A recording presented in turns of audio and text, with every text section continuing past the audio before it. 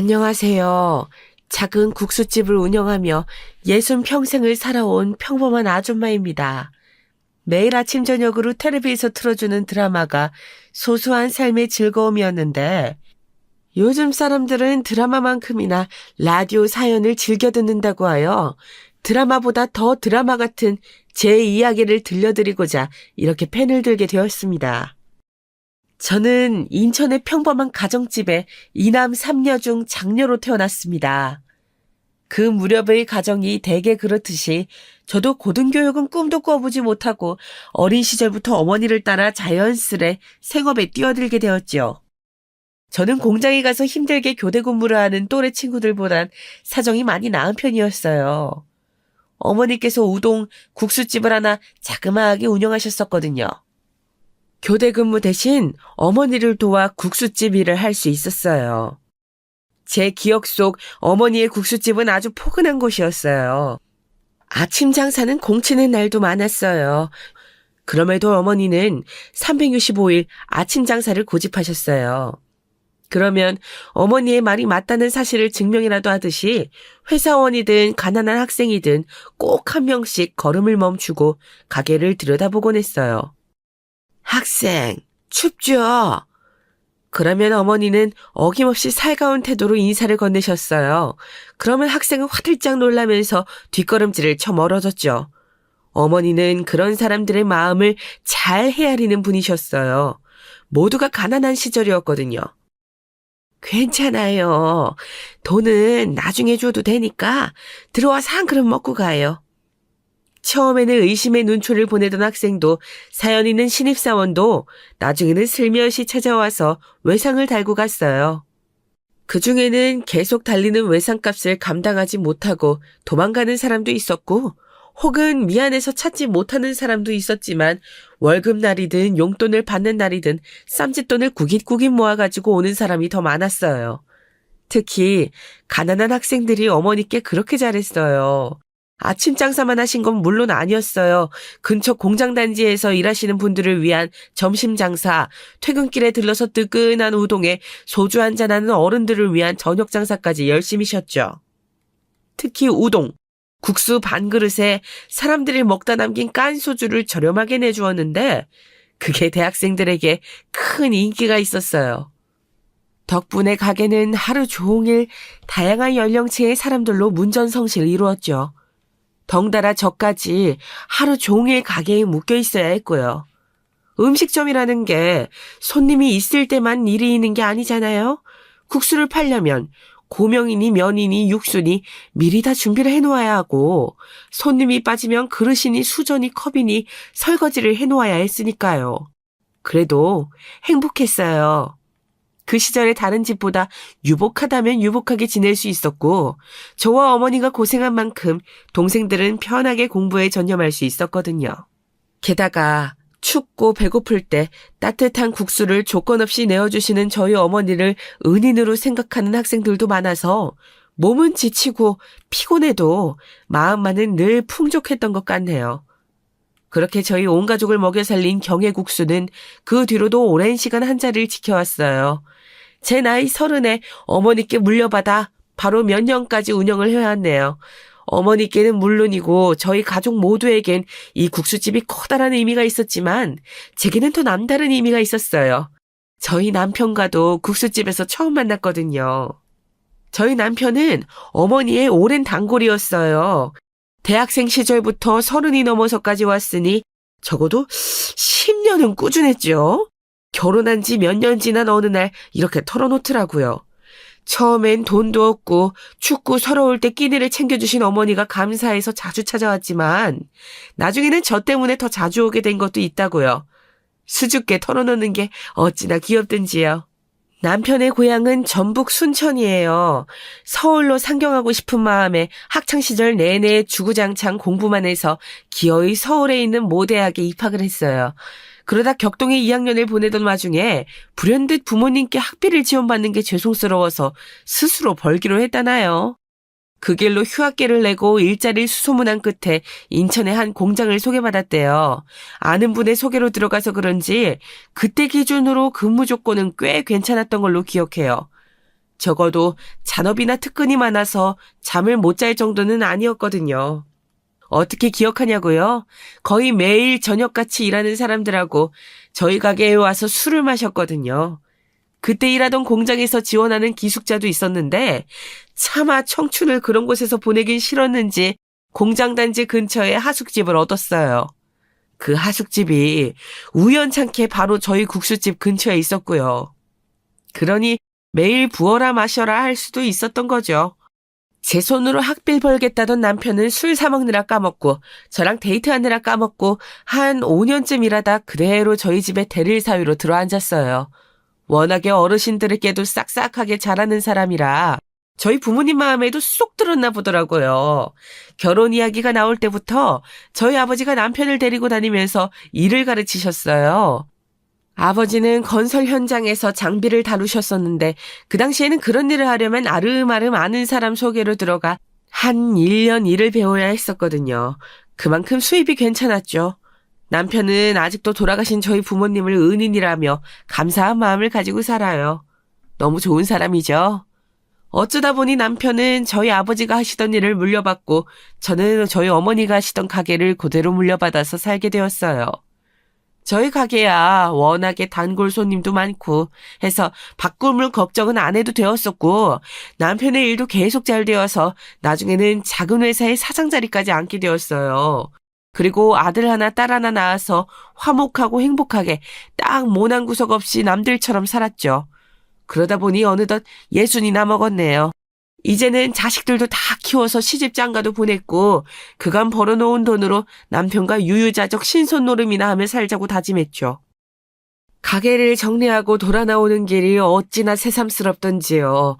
하필이면 눈까지 펑펑 내려서 저와 남편은 손을 잡고 걸으며 옛 추억도 회상하고 감상에 젖어 눈물을 주르륵 흘리고 말았네요. 남편도 함께 사업을 하던 분들께 회사를 잘 양도하고 은퇴했어요. 은퇴 후에는 둘이 집에서 소소하게 취미생활도 즐기고 주식 투자도 조금씩 하면서 그렇게 지내고 있답니다. 어린 시절부터 치열하게 살아온 덕분에 남들보다 조금 일찍 여유로운 은퇴 생활을 설계할 수 있었네요. 아들, 딸과도 사이가 좋은 편이고 며느리 사위도 살가워서 저희는 더할 나위 없이 행복한 일상을 보내고 있었네요. 어머, 어머님, 이 옷 너무 예쁘네요. 어디서 사신 거예요? 궁금해요. 저도 거기서 예쁜 옷 좀 사게요. 특히 며느리는 어찌나 제게 살갑게 굴며 애교를 떨어대든지 꼭 막내딸이 하나 더 생긴 것 같았답니다. 명절에는 물론이고 제 생일 심지어는 저희도 챙기지 않는 저희의 결혼기념일까지 전화해서 챙겨주곤 했어요. 그 모습이 어찌나 예쁜지 만날 때마다 아들 몰래 두둑하게 용돈을 챙겨주었네요. 살림을 꾸려나가다 보면 월급 외에도 남편 모르게 가지고 있어야 할 비상금이 꼭 필요하기 마련이거든요. 물론 며느라가가 돈을 못 버는 건 절대 아니었어요. 오히려 많이 번다고 봐야죠. 한의대를 졸업해서 첫 직장으로 꽤 괜찮은 한의원에 취업을 했거든요. 연차도 꽤 쌓였고요. 능력 있는 아이였어요. 솔직히 처음 인사를 왔을 땐 아들에겐 과분하다 싶기도 했어요. 저런 아이가 뭐가 아쉬워서 우리 애를 만나나 그런 생각이 들 정도였다니까요. 예쁘지, 항벌 좋지, 직업 좋지, 성격 좋지 어느 하나 모난 구석 없이 예쁜 것이 꼭 우리 집안에 굴러들어온 복덩어리 같았어요. 어머님, 아버님하고 건강하게 오래오래 사셔야 해요. 아셨죠? 제가 이번에 보약 한 첩 지어서 보내드릴게요. 하루에 3번 꼭꼭 챙겨 드세요. 아셨죠? 꼭이에요. 어디 그것뿐인가요? 때 되면 보약도 지어보내고 공진당이다 뭐다 몸에 좋다는 환도 챙겨보내고 제 부모에게 하는 것보다 더 지극정성으로 저희를 대해주었지요. 이런 며느리를 어떻게 예뻐하지 않을 수 있겠어요. 저희도 할 수 있는 한 최대한의 방법으로 며느리를 예뻐해 주었죠. 그러던 어느 날이었어요. 오랜만에 외출할 일이 생겨 나갔다가 우연찮게 며느리가 일하는 한의원 앞을 지나게 되었죠. 평소에 아들 녀석이 절대로 찾아가지 말라고 신신당부를 했어서 실제로 온 건 처음이었어요. 부담이 된다나 뭐라나. 그렇지만 저희를 그렇게 깍듯이 대하는 며느리가 제 깜짝 방문을 싫어할 것 같진 않더군요. 오래 있을 것도 아니고 그냥 얼굴 보고 시장에서 산 귤이나 전해주고 올 심산이었지요. 같이 일하는 사람들과 나눠 먹으라고요. 그렇게 계단을 올라 한의원에 들어서자 카운터에 앉아있던 직원들이 밝게 웃으며 인사를 건네더군요. 어서 오세요. 어디 진료 보러 오신 거예요? 저희 한의원은 처음이세요? 어찌나 살갑든지 기분이 다 좋아지더라고요. 며느리가 예쁘니 같이 일하는 사람들도 다 예뻐 보일 수밖에요. 저는 조심스럽게 다가가서 말했어요. 아우, 저기 김지 선생님 계신가요? 아, 김지 선생님께 예약하신 거세요? 잠시만요, 확인해 드릴게요. 그리고는 컴퓨터를 들여다보면서 무언가 확인하더군요. 아마 예약 차트였을 거예요. 저는 직원이 헛수고하기 전에 정정해줘야겠다고 생각했죠. 해서 사실대로 말을 하려는데 여긴 어쩐 일이세요? 날선 목소리가 들렸어요. 분명 너무나도 익숙한 며느리의 목소리였지만 그렇게 날선 목소리는 처음 들어보기 때문에 단번에 알아듣질 못했죠. 저는 벌컥 열린 문 쪽을 바라보았어요. 어디선가 찬바람이 쌩 하고 부는 것 같았죠. 나가세요. 일단 나가서 이야기해요. 빨리요. 너무 당황스러워서 머리가 멈춰버리더군요. 며느리는 저를 마치 잡상인, 아니 빚쟁이라도 되는 것처럼 쫓아내버렸어요. 당황해서 발걸음이 쉬 떨어지지 않는데도 제 팔을 거칠게 잡아 끌고 문 밖으로 나가더군요. 직원들 보기 창피하게 정말. 나지막히 말하는데 저는 제가 잘못 들은 줄 알았어요. 한마디도 못하고 며느리의 손에 개처럼 질질 끌려나갔죠. 문전박대를 당하고서 너무 서러운 마음에 며느리를 돌아보자 그곳에는 난생 처음 보는 얼굴의 며느리가 서 있었어요. 어머니, 제가 분명히 남편을 통해서 전달해드린 것 같은데요. 절대로 여기 오지 마시라고요. 못 들으셨어요? 아, 정말 여기 오시면 안 된다고요. 돌아가세요, 빨리요. 저 바쁘니까 멀리 못 나가요. 계단 막지 말고 얼른 내려가세요. 저 들어가 볼게요. 나중에 연락드릴게요. 자기 할 말만 우다다다 쏟아내고서는 휙 몸을 돌려 한의원 안으로 들어가 버리더군요. 저는 너무 당황스러운 나머지 부끄럽게도 눈시울이 붉어졌어요. 서럽더군요. 살면서 이렇게 서러운 일이 또 있었나 싶었어요. 맹세코 없을 거예요. 쿵쾅거리는 심장을 부여잡고 떨리는 손으로 겨우 난간을 잡아가며 계단을 내려왔네요. 2층에서 1층까지 내려오는데도 15분은 걸린 것 같아요. 다리가 풀려 주저앉지 않은 게 다행이었죠. 저는 일단 떨리는 몸을 이끌고 집으로 향했어요. 그대로 거리에 있다가는 정말 쓰러져 버릴 것 같았거든요. 겨우겨우 집에 도착한 저는 그대로 정신을 잃고 며칠 알아누웠어요. 남편이며 아들이며 제게 무슨 일이냐고 물었지만 저는 그냥 몸살이 걸렸나 보다 하면서 말을 돌렸죠. 죽 한 숟가락 떠먹고 자고 또 잠깐 깨서 물 한 모금 마시고 자고 그런 생활을 며칠이나 반복했어요. 며느리에게는 단 한 통의 연락도 오질 않더군요. 얼마나 그렇게 누워서 지냈을까요? 머리가 차갑게 식더군요. 제가 알던 며느린 대체 어디로 가버린 거죠? 정말 이상했어요. 제게 벌어진 이 상황을 납득할 수가 없었죠. 저는 며느리가 제게, 아니 저희 가족에게 숨기는 비밀이 있을 거라고 확신했어요. 그렇지 않고서야 이렇게 하루아침에 돌변할 수는 없는 거잖아요. 그날 이상한 태도를 보인 이후에 단 한 번도 연락이 없었으니까요. 뭘 숨기고 싶은 건지 그게 뭔지 알아내야 했죠. 저는 겨우 몸을 일으켜 냉장고를 향했어요. 남편이 사다 놓은 죽을 꺼내 가스레인지에 돌렸죠. 일단 몸을 움직이려면 든든히 먹고 기력부터 찾아야 하니까요. 죽을 싹싹 긁어먹은 저는 휴대폰을 찾았어요. 그리고 몇 군데 전화를 돌렸죠. 아, 안녕하세요. 잘 지내셨죠? 너무 오랜만에 연락드리는 것 같아요. 오, 이게 누구야? 오랜만입니다. 별일 없으시죠? 날이 쌀쌀해지니까 경위국수가 그립네요. 수화기 너머의 목소리는 반가운 기색이 가득했어요. 그도 그럴 것이 정말 오랜 단골분이었거든요. 제가 아직 10대일 때부터 오시던 분이었으니 그간 쌓인 내적 친밀감은 이루 말할 수가 없었죠. 다름이 아니라 부탁을 드리고 싶은 게 좀 있어서요. 이쪽으로 잘 아시는 분 계실 것 같아서. 저는 간단한 사정을 그분께 설명드렸어요. 요즘 며느리의 행동이 수상쩍다. 뭘 하고 다니는 건지 모르겠다. 뭐 그런 내용이요. 제 이야기를 가만히 듣고 계시다가 흔쾌히 이렇게 말씀하시더라고요. 그런 거라면 전문인 후배가 있죠. 형사 오래 하다가 은퇴하고 사무실 차린 녀석인데 그런 일이라면 기가 막히게 해요. 증거 수집이 주특기인지라 물론 법에 위배되지 않는 선에서요. 아주 합법적인 루트로 그 녀석에게 사장님 연락처 전달해 드릴게요. 직업이 직업이다 보니 척하면 척이었어요.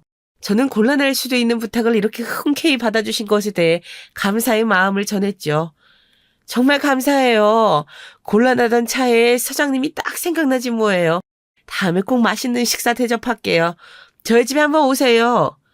아유, 그런 소리 말아요. 제가 한참 틀어박혀서 시험 공부할 때 어머님께서 얼마나 저를 잘 챙겨주셨는데요. 아시면서 그런다. 장차 큰일 할 사람이 어디 가서 굶고 다니지 말라고 주먹밥까지 싸다 주신 거 잊으셨어요? 비록 지금은 자기가 아무것도 아니라고 느낄지라도 큰 꿈을 품고 사는 만큼 당당하게 어깨 피고 다니라고 해주신 말씀이 제게 얼마나 큰 힘이 되었는데요. 그 은혜를 갚는 건데 감사는요. 그렇지만 식사 대접은 사양하지 않고 받겠습니다. 요즘 또 손맛이 흐릿거든요. 서장님이 너스레를 떨며 말씀하셨어요. 저는 그 말에 웃으며 인사를 건네고 전화를 끊었어요. 그러자 5분도 안 돼서 서장님의 후배라는 사람에게 전화가 오더라고요.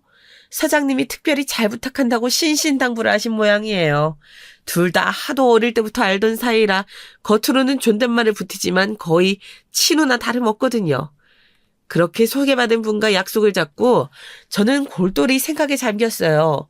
그때까지만 해도 제가 불쑥 일터에 찾아간 것을 무례하게 느껴서 기분이 상했을 수도 있었겠다라는 생각이 조금은 남아 있었거든요. 이런저런 생각에 마음이 어지러운 사이 전화벨이 울렸어요. 휴대폰을 확인해 보니 서장님께 소개받은 사장님 번호가 찍혀 있더군요. 제가 움직이는 게 편치 않아서 이쪽으로 와주신다고 이야긴 들었는데 이렇게까지 빠르게 와주실 줄은 몰라서 조금 당황하며 전화를 받았네요. 네, 여보세요? 아, 사모님, 더 근처에 와 있습니다. 여기 길모퉁이에 카페 하시죠? 그쪽으로 나오시면 됩니다. 자세한 이야기 나와서 나누시죠. 아, 예, 그러지요. 금방 나가겠습니다. 이런저런 일을 하신다면서 본인을 소개해 주신 사장님께 저는 그간의 일을 설명드렸어요. 며느리의 이상한 행동이 혹시 저 때문일지도 모르겠다는 말을 조심스럽게 덧붙였죠. 그랬더니 딱 잘라 말씀하시더라고요. 아무리 갑작스러운 방문이었다고 해도 그런 식으로 행동이 변하는 건 말도 안 되는 일이라면서요. 이런 일을 전문으로 하다 보니 남들보다 촉이 발달한 편인데 딱 느낌이 오신다는 거예요. 분명 무언가 있을 거라고 자기만 믿고 2주일만 기다려주시라고 의미심장하게 말씀하시는데 괜히 저까지 비장해지더군요. 저는 서장님께 전문가분을 소개받은 만큼 믿고 기다리겠다고 말을 전하고 자리를 정리했어요. 그리고 싱숭생숭하는 사이 시간은 훌쩍훌쩍 가버렸죠. 그동안 며느리에게 단 한 통의 전화도 오지 않은 건 당연한 일이었고요. 아들 녀석에게 전화를 해볼까 했지만 그것도 괜히 꼴이 우스워 일단은 기다리기로 했답니다. 그리고 대망의 약속 날, 일전에 카페에서 마주 앉은 사장님의 표정이 뭔가 이리 심상치 않게 돌아간다는 사실을 암시했어요. 혹시 이 사람이 누군지 아세요? 사장님은 제게 어떤 남자의 사진을 내밀었어요. 식당에 앉아 누군가를 기다리는 모습을 몰래 찍은 사진이더군요. 그렇지만 난생 처음 보는 사람이었고 사장님께 모르는 사람이라고 솔직하게 얘기를 했습니다. 사모님 놀라지 말고 들어주세요. 그리곤 아주 조심스럽게 이야기를 꺼내더군요. 며느님에게 상간남이 있습니다. 저는 충격에 눈을 질끈 감고 말았어요. 어느 정도 예상을 하고 마음의 준비도 했지만 그렇다고 해서 충격적이지 않은 건 아니었으니까요. 저는 떨려오는 몸을 겨우 붙들어 잡으며 물었어요. 언제부터? 그 인간은 대체 어떤 인간인가요? 막상 지금 닥친 상황을 물어보려니까 어디서부터 어떻게 이야기를 꺼내야 할지 감이 안 오더라고요. 그러자 사장님은 난처한 표정으로 다시 한번 저를 진정시켰어요. 사모님, 사실 이런 건 저도 처음 봅니다. 이쪽 일을 5년째 하고 있지만 이런 말씀 죄송스럽지만 며느님이 아니 그 여자 아주 악질 중에 악질입니다. 이건 또 무슨 소린가 싶었어요. 상간남에 대해 이야기해달라고 했는데 며느리더러 악질 중에 악질이라뇨? 물론 저와 저희 아들을 속이고 바람을 핀 건 정말 잘못된 일이지만 그렇다고 해서 저렇게까지 나쁜 소리라는 게 이상했어요. 안 좋은 예감이 들었죠. 그 애에게 더 엄청난 비밀이 숨겨져 있을 거라는 예감이요. 그리고 그 예감은 적중하고 말았죠. 그게 무슨, 제가 더 알아야 할 이야기가 있나요? 사장님은 어려운 말을 꺼내려는 듯이 계속해서 말을 골랐어요. 저는 편하게 말씀하셔도 된다고, 여기까지 온 이상 어느 정도 각오는 되어 있다고, 어떤 말을 들어도 놀라지 않겠다고 사장님을 거듭 안심시켰죠. 그제서야 하나씩 이야기를 해주시더라고요. 그 여자 심각하더라고요. 아드님과 결혼하기 한참 전부터 내연관계에 있던 남자가 있습니다. 슬쩍 조사해보니 한의원에서 같이 일하는 직원들은 오히려 그 남자를 남편으로 알고 있는 것 같더군요. 한의원에도 자주 드나드는 모양이고요. 몇 년씩 장기 근속하는 간호사가 없어서 딱히 이상하게 생각하는 사람은 없었습니다. 그러니 사모님이 방문하신 게 달갑잖을 수밖에요. 아니, 그 정도로 표현이 안 될 만큼 당황할 수밖에요. 그 여자도 참 어리석네요. 그게 숨긴다고 숨겨질 일인지 아닌가? 하긴 지금까지 잘 속여왔으니 앞으로도 지금처럼만 잘 숨기자, 뭐 그런 마음이었을 수도 있겠네요. 그 남자는 뭐 하는 인간인가요? 저는 속에서 올라오는 뜨거운 화를 겨우 삼키며 물었어요. 관광지에서 작은 호텔을 몇 개 운영하고 있다나 주변에는 그런 식으로 소개하고 다니는 모양인데 조사해보니 죄다 거짓말이었습니다. 투자 명목으로 여기저기 돈이나 뜯어내고 다니는 전형적인 사기꾼이에요, 이 새끼. 더 가관인 건 그 여자 공범이더라고요. 그 둘한테 당해서 벼르고 있는 사람이 한둘이 아니라고 하대요. 아무것도 모르고 계셨다가 날벼락 맞으실 뻔했습니다, 사모님. 어떻게 하실까요? 제가 뭐든 돕겠습니다. 이 연놈들 싸그리 묶어서 콩밥 처먹게 할 수도 있고요. 사회적으로 매장시키는 건 일도 아닙니다. 어떻게 하시겠어요? 사장님이 분개하며 말씀하시더군요. 아마 제가 느낄 심적 괴로움과 당혹스러운 분노를 어느 정도 덜어주고 싶으셨던 모양이에요. 저는 이야기를 가만히 곱씹다가 마지막으로 물었어요. 그런 여자가 대체 왜 저희 아들과 결혼한 건지 이해할 수가 없었거든요. 그럼 저희 아들과는 왜 만난 걸까요? 혹시 결혼을 통해 뭔가 빼먹으려고 그런 거였을까요? 솔직히 모르겠습니다. 지금까지와는 다른 패턴을 보이고 있거든요. 혹시 모르죠? 과거를 싹 청산하고 평범하게 살아보려고 했는지도요. 그러려면 먼저 그 남자와의 관계를 먼저 정리할 것이지 어이가 없네요. 저는 결심했어요. 그 여자에게 직접 물어보기로요. 여기서 우리끼리 추측하고 망상한다고 해서 해결될 일이 아닌 것 같았거든요. 이러고 앉아있는 사이에도 불쌍한 아들 녀석은 그 여자에게 사랑한다며 다정한 눈길을 보내고 있겠구나. 그렇게 생각하니 충격에 멍 때리고 있을 틈이 없었어요.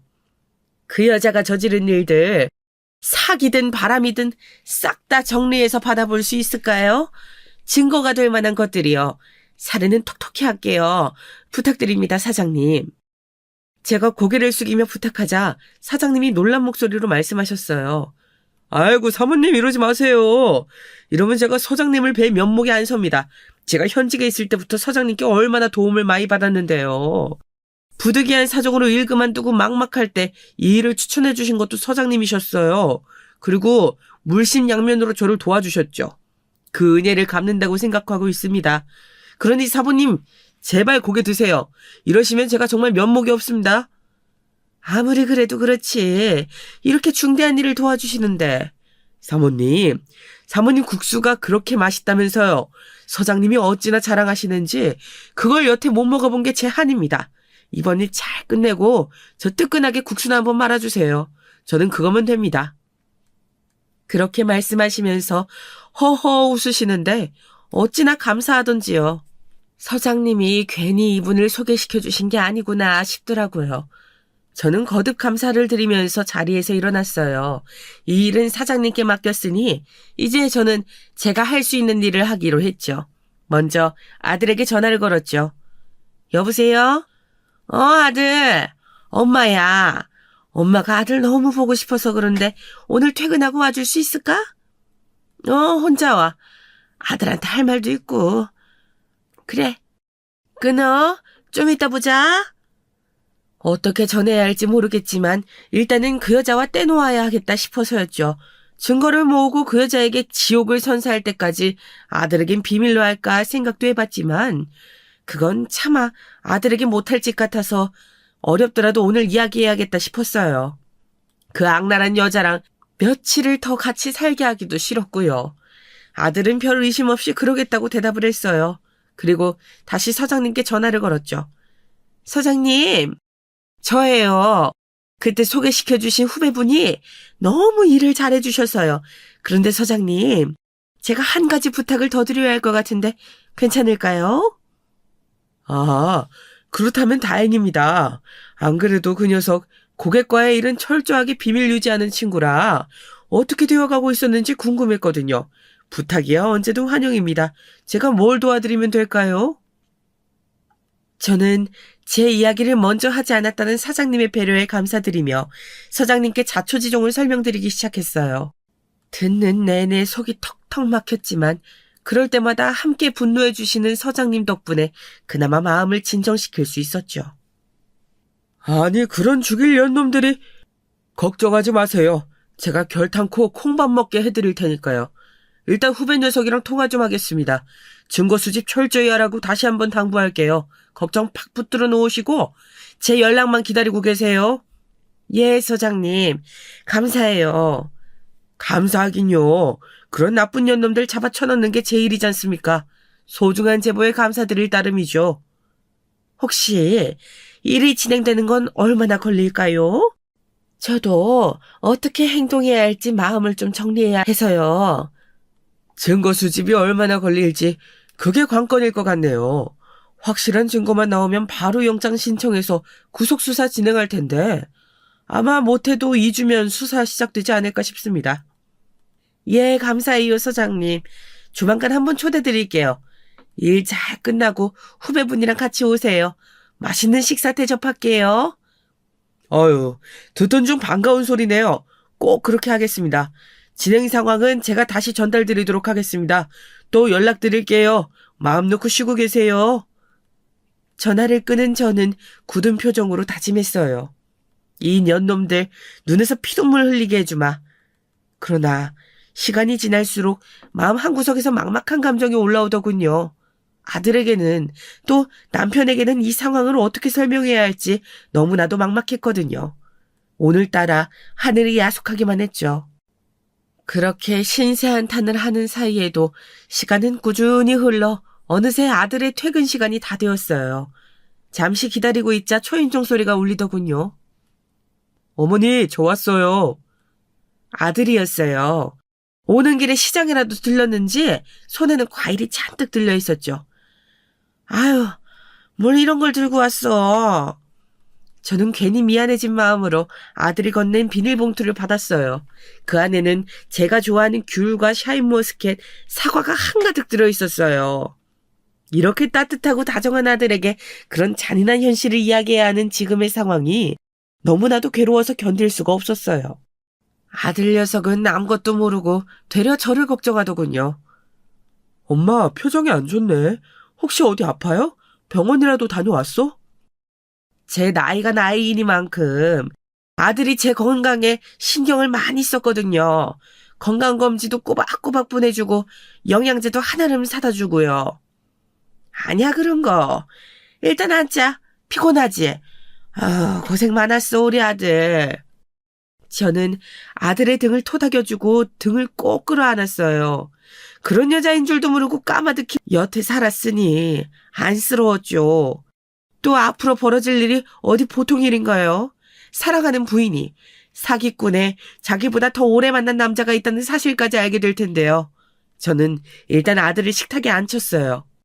따뜻한 밥이라도 한 끼 먹이고 이야기를 하려는 거였죠. 아무것도 모르는 아들은 식탁에 앉아 요즘 사는 이야기를 술술 늘어놓았어요. 평소라면 맞장구 치며 잘 들어줬을 저지만 오늘은 그게 안 되더라고요. 특히 그 여자 이야기를 할 때요. 그래서 저희가 아들, 밥 다 되었어. 맛있게 먹자. 저도 모르게 말을 끊고 말았죠. 아들은 제 태도가 이상했는지 잠깐 저를 쳐다보다가 이내 별일 아니겠지 하면서 숟가락을 들었어요. 저는 진한 된장찌개에 따뜻한 쌀밥을 먹는 아들을 안쓰러운 눈으로 한참 보다가 입을 열었어요. 아들, 실은 엄마가 오늘 할 이야기가 있어서 부른 거야. 그러자 아들의 표정이 진중하게 바뀌더군요. 그럴 줄 알았어. 어쩐지 오늘 계속 이상하더라고. 무슨 일인데요, 엄마? 어디 아픈 건 아니지? 아들의 걱정스러운 눈을 보자 입이 떨어지질 않더군요. 그래도 어쩌겠어요. 매도 먼저 받는 게 낫다고 나중에 더 시간이 지난 뒤에 알게 되는 것보다 한시 빨리 알게 되는 게 낫겠죠. 아들, 놀라지 말고 잘 들어. 엄마 말 끊지 말고 차분하게 끝까지 듣는다고 먼저 약속해. 아, 무슨 이야기인데 이렇게 뜸을 들여요. 약속할게. 절대 엄마 말 안 끊고 끝까지 들을게. 며느라기. 그러니까 지희 이야기야. 저는 힘겹게 입을 열었어요. 최대한 아들이 상처받지 않게 그동안의 일을 설명하기 시작했죠. 처음 한의원에서 보여준 이상한 태도부터 서장님께 부탁해 뒤를 캔 사실까지요. 처음에는 제게 뒷조사까지 시킨 거냐며 화를 내던 아들 녀석도 그 여자의 파렴치한 이중생활에 관해 듣게 되자 얼굴이 파랗게 식더군요. 결혼 전에 오래 만나던 남자가 있다는 얘기를 듣고는 거의 폭발할 듯이 온몸을 떨었어요. 듣자 하니 그 남자를 본 적이 있다고 하더라고요. 지방에서 호텔 운영하고 있는 사촌 오빠라고 소개를 했다나? 다정하게 구는 게 이상하긴 했지만 원래 사이가 좋은 사촌 남매 지간이었거니 했대요. 정말 파렴치하죠. 지 남편에게 내연남을 당당하게 소개시켜주다니요. 저는 그 말을 듣고 또 우라통이 터져서 저도 모르게 가슴을 치며 울었어요. 그러자 아들 녀석도 저를 안아주며 같이 눈물을 흘리더라고요. 자기가 결혼을 잘못해서 제게 불효를 한 것 같다면서요. 가장 힘든 건 아들 녀석일 텐데 지 엄마를 더 먼저 생각하는 모습에 저는 더 가슴이 아파졌어요. 저희는 한참을 끌어안고 펑펑 울었죠. 그리고는 다짐했어요. 철저하게 복수해주겠다고요. 그냥 콩밥을 먹이는 걸로는 성에 차질 않을 것 같아서요. 저는 한참 울고 진이 빠진 아들에게 제 계획을 설명했어요. 이 계획이 성공하려면 아들의 도움이 필요했거든요. 이야기를 다 들은 아들은 집에 가서 짐을 싸가지고 나오기로 했어요. 하루라도 그 여자랑 같이 살게 할 수는 없잖아요. 그 여자에게는 급하게 출장이 잡혔다는 핑계를 둘러대기로 했죠. 아마 얼씨구나 좋다 싶을 거예요. 지 남편이 없는 동안 내연남이랑 신나게 즐길 생각에 들떠서 말이에요. 생각할수록 괘씸했지만 지금은 어디 한번 할 테면 해봐라. 하고 싶은 거 다 해라 싶기도 했어요. 그럴수록 잡을 증거는 늘어나고 정도 확실히 떨어질 테니까요. 그날부터 저희의 복수가 시작되었어요. 우선 가장 먼저 한 일은 그 여자의 사회적 지위를 추락시키는 일이었어요. 사기꾼 주제에 꼴의 한의사라고 남들을 우습게 보면서 하대하는 꼴을 더 봐줄 수 없었거든요. 이 일은 후배 사장님이 맡아서 해주셨어요. 한의원 직원분들에게 SNS 메시지로 은근하게 소문을 내기 시작한 거예요.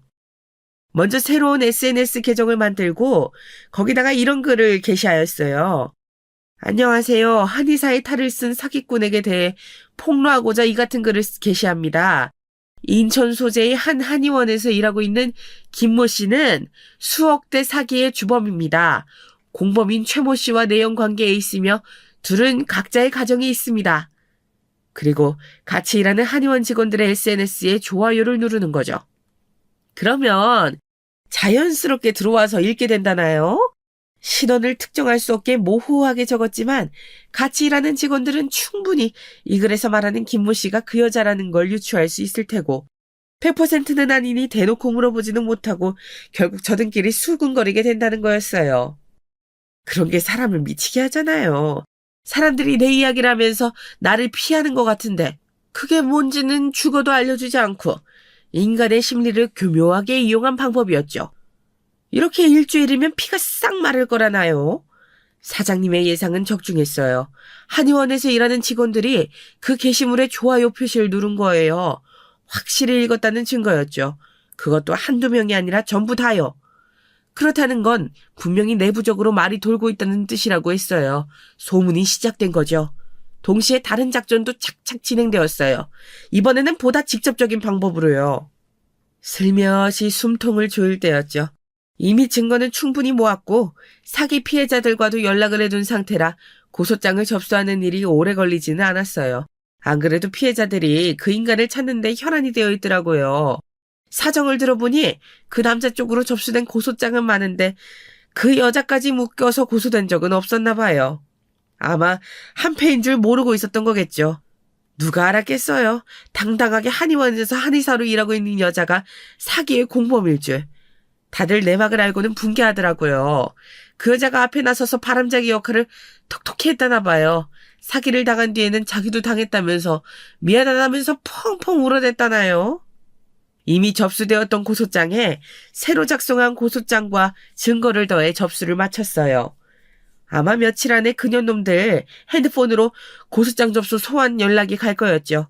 그 남자는 특별한 직장이 없으니 당장 달아날 수는 있지만 그 파렴치한 여잔 그럴 수 없겠죠. 직장이 있으니까요. 물론 그 남자가 달아나지 못하게 확실하게 붙잡을 계획도 필요했어요. 두 년놈들에게 모두 천벌을 내려야 속이 시원할 것 같았거든요.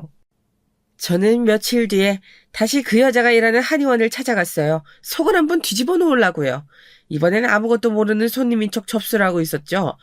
그랬더니 아니나 다를까 그 여자가 튀어나와선 또 제게 막말을 하더군요. 아니 왜 또 오셨어요? 예? 제가 오지 말아달라고 그렇게 부탁을 드렸는데 제 말이 말 같지 않으세요?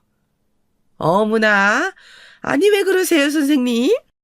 저는 그냥 침이나 좀 맞으려고 하는데 제가 한의원에 오면 안 될 이유라도 있는 건가요? 뭐가 문제라도? 저는 존댓말로 능청을 떨며 그 여자의 비위를 살살 긁었어요. 어떻게 행동하나 보자 그런 심정이었죠. 그러자 그 여자도 할 말이 없는지 더 따지고 들지는 못하고 제 손목을 확 낚아채 조용히 끌고 나가려고 하더군요. 됐고 잔말 말고 나오세요. 여기 말고 한의원 많잖아요. 왜 하필 여기 오셔서 이러시는 건데요. 제가 그렇게 부탁드렸잖아요. 제가 일하는 곳에 오지 말아달라고요. 이러시는 거 저 불편해요. 아니, 나도 며느리가 놔주는 침 좀 맞아보겠다는데 얘가 대체 왜 이래? 못 찔리는 거라도 있니? 저는 손목이 붙들려 나가면서도 일부러 카운터에 들릴락말락한 목소리로 말했어요. 어디 간 좀 줄여봐라. 이런 거였죠. 사실 지금쯤 사장님이 펼친 작전 덕분에 직원들 사이에서는 불륜여다 뭐다 하는 구설로 시끄러울 테니 이렇게 수상쩍은 행동은 그 소문에 더 불을 지필 좋은 장작이 될 거였죠. 저기 옆에 사거리 한의원으로 가보세요. 거기가 침은 잘하니까요. 일하시는 곳에 이렇게 불쑥 찾아오시면 저 정말 불편해요. 곤란하고요. 그러니까 제발 찾아오지 마세요. 제발요. 아유, 한의사 며느리 드린다고 했을 때는 침도 맞으러 가고 보약도 지어 먹으러 가고 할 수 있겠다고 좋아했는데 이게 뭐람? 남보다 더하네 남보다 더해.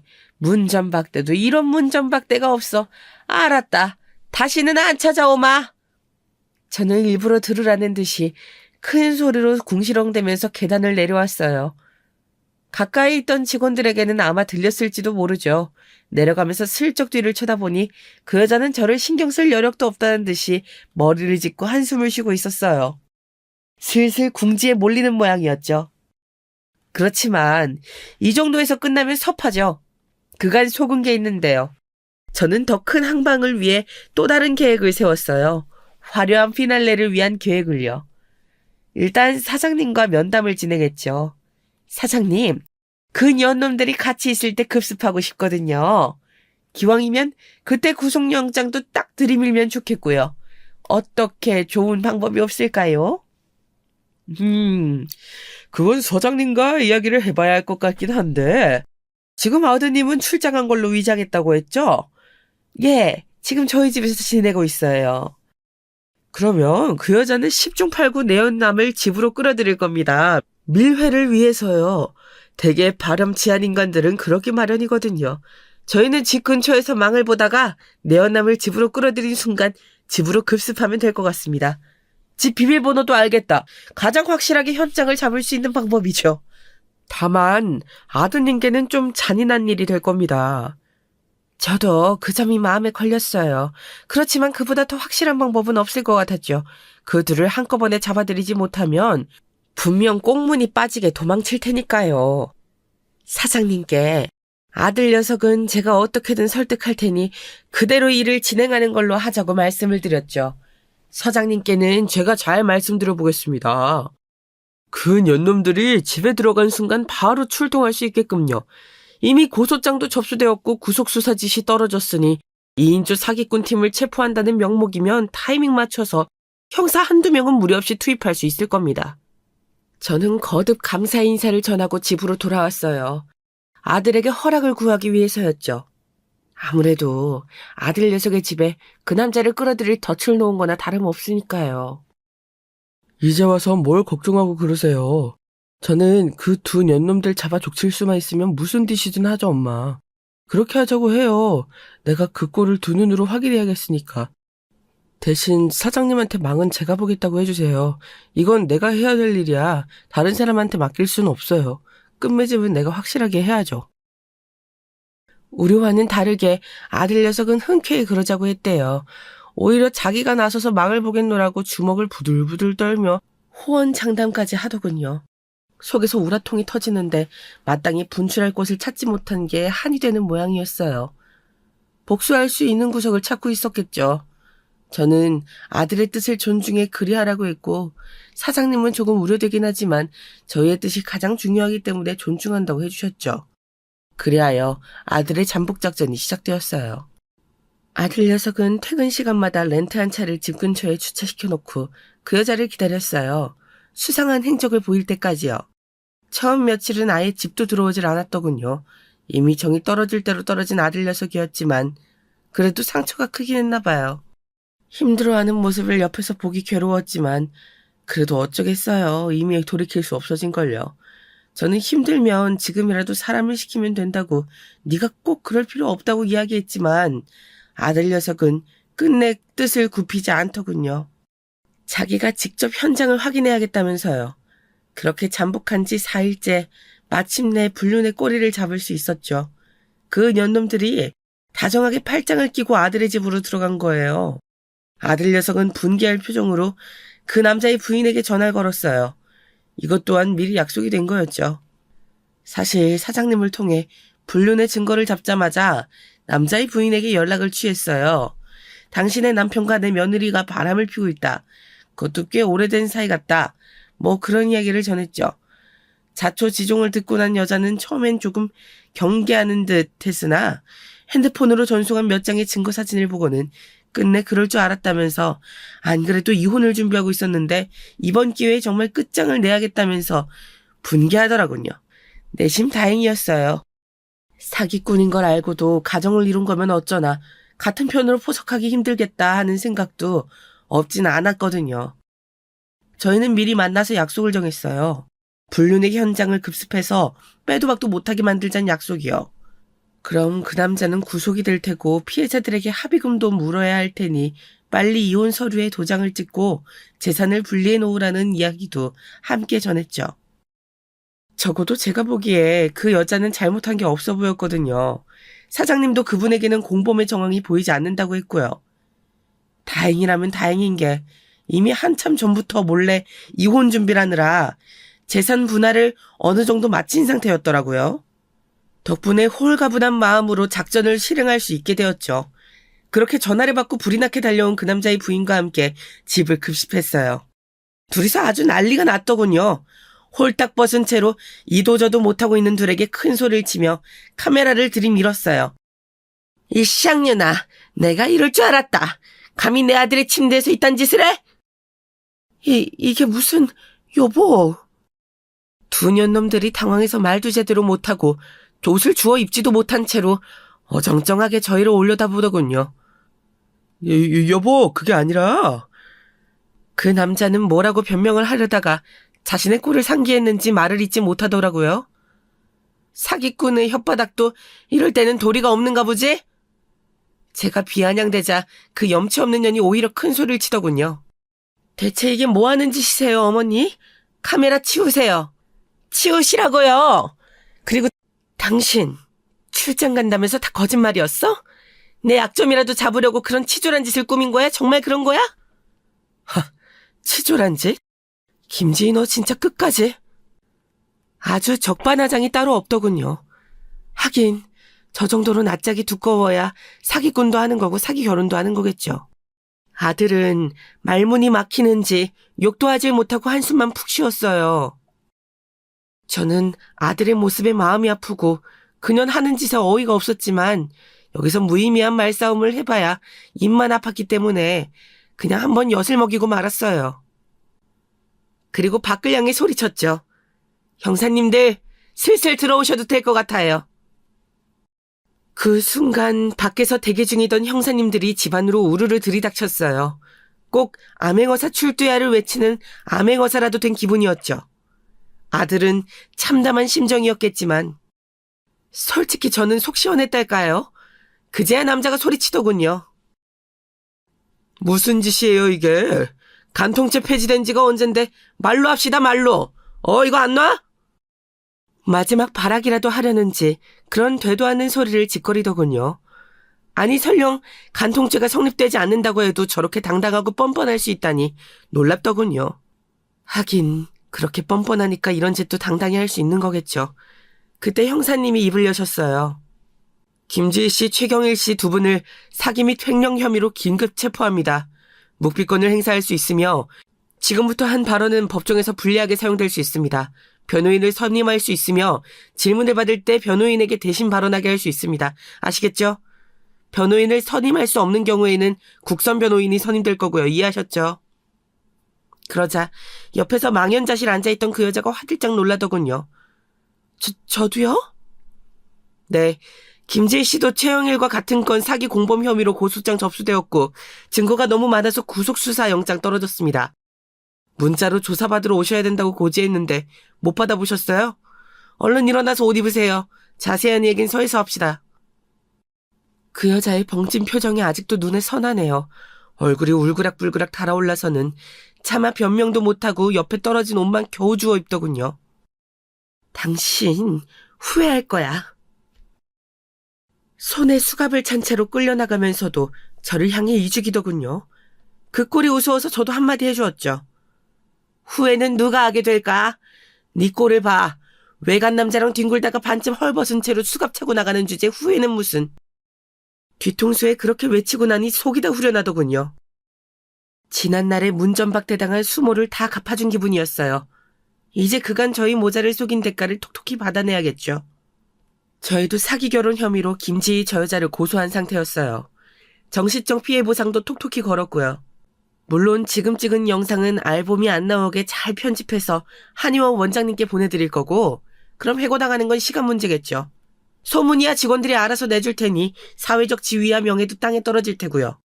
그런 생각을 하니 속이 다 후련했어요. 구속이 되든 피해자들에게 합의금을 물어주든 앞으로 어딜 취업하든 졸졸 따라다녀줄 작정이었죠. 물론 영상을 찍은 핸드폰을 들고서요. 한바탕 폭풍이 지나간 뒤로 모든 일은 착착 일사천리로 진행되었어요. 도와주신 분들이 많아서요. 아들 녀석은 졸지에 이혼남이 되었지만 그게 뭐 대수인가요? 더 심각한 일이 벌어지기 전에 미연에 방지한 걸 다행으로 여기려고요.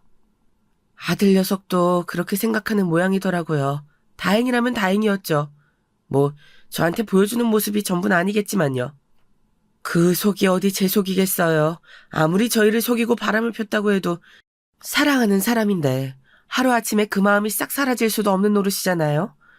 자기가 가장 속 쓰릴 텐데 괜히 저나 남편이 받을 충격을 더 생각하는 것 같아서 마음이 또 어렵더라고요. 스스로를 먼저 다스리면 좋을 텐데요. 듣기론 그 여자한테 몇 번이나 연락을 받았다고 해요. 변명이나 들어보자는 식으로 이야기를 들어줬더니 하는 말이 가관이 돼요. 뭐 뻔하죠. 정말 사랑해서 결혼한 거다. 이 남자랑은 과거의 실수 때문에 얽혀있는 바람에 어쩔 수 없이 계속 만난 거다. 그러다 아들 녀석이 넘어가질 않으니 나중엔 협박당했다는 식으로 이야기를 했다네요. 물론 그 남자 쪽에선 절대 그런 사실이 없다고 이야기를 하죠. 완전히 공범이었고 어떤 때는 그 여자가 먼저 나서서 설계를 할 때도 있었다고요. 서장님이 힘써주신 덕분에 아주 사소한 과거의 잘못들까지 먼지 털리듯 탈탈 털어내고 있어요. 아마 실형은 면치 못할 거라고 하더라고요. 건수가 우원하게 많아서요. 피해 보상도 해줘야 할 거고 저희가 건 사기 결혼 소송도 있으니 아마 앞으로의 인생은 크게 고달파질 거예요. 이 정도면 훌륭하게 복수한 셈 쳐도 되겠죠? 요즘엔 아들 녀석과 남편 그리고 저까지 셋이 유유자적 함께 시간을 보내고 있어요. 신혼집으로 얻었던 전셋집은 처분해버리고 일단 저희 집에 들어와 살고 있거든요. 그쪽으로 머리도 두기 싫다나요. 그럴만도 하죠. 다시는 겪고 싶지 않을 경험을 했으니까요. 이제 다시는 결혼 같은 거 생각도 하기 싫다고 학을 떼네요. 평생 부모님이나 모시고 살면서 하고 싶은 거 실컷 다 할 거라나요. 저는 아들 녀석이 기죽지 않고 제2의 인생을 씩씩하게 살아낼 수 있도록 최선을 다해 도와줄 생각이에요. 저희 행복하게 잘 살 수 있겠죠? 지금까지 길고 긴 파란만장한 제 사연이었습니다. 끝까지 함께 들어주시고 공감해주시고 환해주신 구독자 여러분께 감사 인사드리면서 사연 마치겠습니다. 감사합니다. 안녕하세요. 얼마 전에 아주 오랜만에 만나게 된 지인 모임이 있었어요. 이런저런 사는 이야기들을 주고받았는데 제 옆에 앉아있던 이가 문득 이런 말을 하더라고요. 자기는 제일 싫어하는 말이 네 원수를 사랑하라. 이거래요. 그러자 그 자리에 있던 이들 중 딱 절반이 동조했고 나머지 절반은 동조하지 않았습니다. 한참 다른 이들의 의견만 듣고 있던 제가 이렇게 말했습니다. 착한 마음을 가지고 사는 거 물론 좋지. 그런데 사람 마음이라는 게 책에 나오는 근사한 이론처럼 흘러가는 게 아니더라. 네 원수를 사랑하라는 말 나도 별로인 것 같아. 그리고 개인적으로 정말 싫어하는 말이 나도 한 가지 있는데 그게 뭔지 알아? 바로 피는 물보다 진하다는 표현이야. 난 이것보다 부질없는 것도 세상에 참 없을 거라는 생각이 들더라. 평소와 다른 저의 기색을 느낀 것인지 지인들이 살짝 어리둥절해하는 것 같았어요. 저는 괜히 쓸데없는 말을 얹은 건가 싶어서 금세 후회가 되었지만 그건 순전히 제 진심에서 우러나온 말이긴 하였습니다. 어렸을 적에는 제가 나중에 커서 번듯한 지인 모임을 가지는 어른이 될 거라곤 상상을 못했었던 것 같아요. 우선 가난한 편이었거든요.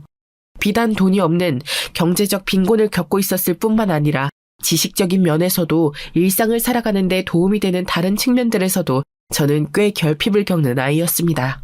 그 언젠가 불우이웃의 현황을 알려주는 텔레비전 프로그램을 보는데 스튜디오에 나온 연예인들이 불우이웃들을 보면서 무척 안타까워 하더라고요. 나라에서 지원해주는 것들이 있는데 신청만 하면 도움을 받을 수 있었을 텐데 왜 그렇게 답답하게 힘들게 지내왔는지 모르겠다면서 죄다 탄식을 뱉었습니다.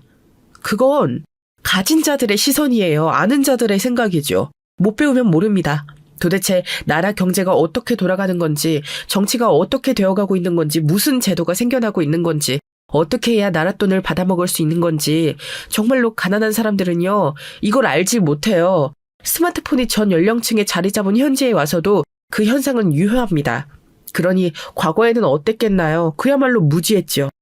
그냥 가난하게 태어나서 보고 자란 세상이 그게 다인 줄 알고 사는 거였어요. 살면서 좋은 사람들을 만나거나 좋은 기회를 잡거나 공부에 두각을 보이거나 이런 명확한 탈출 방법들이 있었으나 제 친정 식구들을 비롯한 제 주변인들은 대부분 해당되지 못했습니다. 집에 방이라는 게 따로 없었어요. 문이 존재하는 독립공간은 오로지 화장실뿐이었죠. 그런 구조의 집에서만 저는 성인이 될 때까지 살았습니다. 공부를 잘하지 못했어요. 불행 중 다행인 건 불량하진 않았다는 거죠. 제 친정언니, 오빠 전부 학창시절과 청춘을 아무렇게나 사는데 허비하였습니다. 내내 보고 자란 그들을 닮아가지 않았다는 건 제가 타고난 본성 자체가 탈선과는 멀었듯 싶네요. 친정 부모님의 사랑 온전하게 받아본 적이 없었어요. 하루하루 세상을 원망하고 불평하면서 간신히 벌어먹고 살기에 급급했으므로 자식들 중에 막내라고 한들 굳이 예뻐하면서 아껴주면서 없는 돈을 투자해줄 여유 따위는 친정 부모님께 없었겠지요. 어른이 되어서는 두 분을 이해하게 되었으나 학창시절에는 많이 서러웠어요. 애정결핍이 늘 있었던 것 같네요. 아무도 저를 챙겨주지 않았고 정말 알아서 살았습니다. 돈이 필요하면 아르바이트를 해서 벌어야 했어요. 그렇게 되면 자연히 공부할 시간은 더 줄어드는 것이었죠. 대학은 언감생심 꿈꾸지 않았던 것 같아요. 성인이 되자마자 저는 일자리부터 잡았습니다. 지방에 있는 대기업 이름을 단 공장이었어요. 일부러 집에서 탈출하고 싶어서 기숙사 제도가 있는 곳을 더욱 택했죠. 처음 월급을 받고서 통장에 찍힌 숫자들을 봤을 때 정말 길바닥에서 엉엉 울었어요. 너무 좋아서요. 그리고 신기해서요. 몸이 아픈 줄도 모르고 피곤한 줄도 모르고 열심히 일만 했습니다. 그러다 보니 제가 다른 분들의 눈에 들어왔나 봐요. 어느 날 고참 언니가 저한테 오더니 그러더라고요. 너 나랑 똑같은 지역 출신이더라. 내가 지금 여기서 아예 자리를 잡았지만 아직 고향 친구들, 지인들하고 매일 연락하면서 지내거든. 다른 게 아니고 너 혹시 남자친구 만들 생각은 없어? 쭉 지켜봤는데 네가 성실하고 책임감도 강한 것 같아서 괜히 이상한 남자들 꼬임에 넘어가기라도 할까 봐. 그 생각하니까 너무 아까운 거야. 네가 일할 줄만 알지 남자는 모르잖아? 이런 상태가 제일 위험하다. 그러니까 혹시 생각 있으면 나 통해서 남자친구 한번 만들어봐. 남자친구요? 저는 제가 못난 탓인지 가족도 친구도 누구 하나 의지할 상대를 가져본 적이 없어요. 그런데 연애라니 너무 딴 세계 얘기 같아요. 저랑은 상관없는 얘기 같아서 죄송한데 그냥 거절할래요. 저는 단호하게 거절했으나 고참언니는 박박 우겨대면서 상대의 연락처를 저에게 건네주었어요.